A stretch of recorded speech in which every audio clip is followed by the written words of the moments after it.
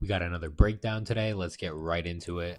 Remember, guys, one step backwards is okay, two is too much. So I take one step, and then once I take that second step backwards, I get caught. Now let's take it back a step. When I took that first step backwards, I should have stood my ground and countered with a two off of that Philly shell with a shoulder roll.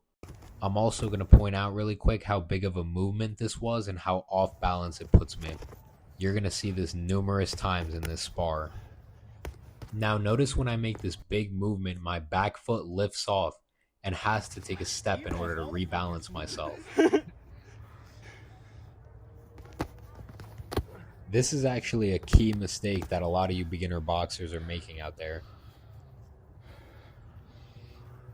And right here, I'm just taking way too long to attack. After that jab right there or that cross right there, I should have attacked right away with a combo. So I'm about to make that same movement a fifth time. You'll notice big guy is not the dumbest fighter over here, so he's going to catch on and try to counter with that hook.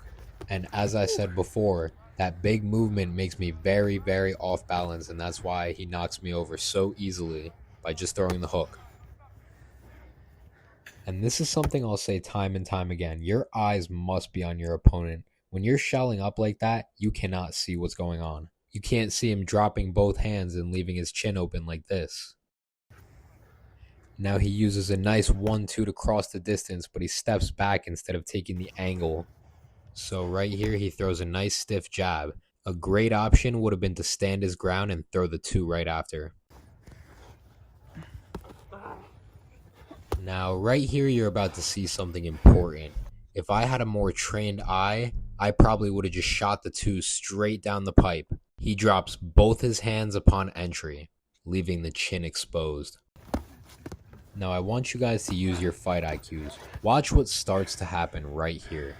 So I'm using these big movements to enter with that two, and he starts to catch on. He's starting to throw punches at where my head is gonna be when I'm doing that big movement. The reason I say this is because you don't want to punch where your opponent's head is, because your opponent is going to move his head. So you have to anticipate where he's going to be and throw it there.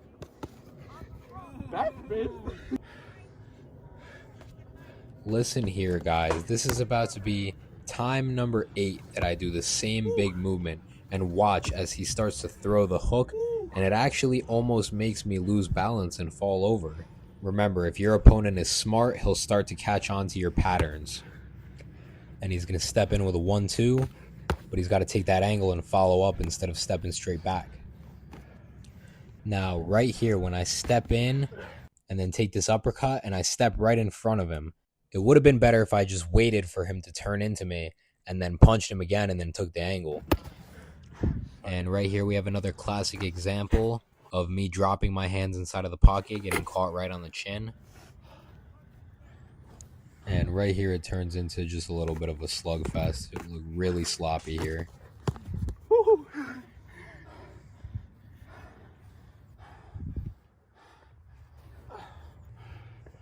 And as you can see right here, it's not really much technique going on. We're kind of just swinging for the fences, trying to hit each other.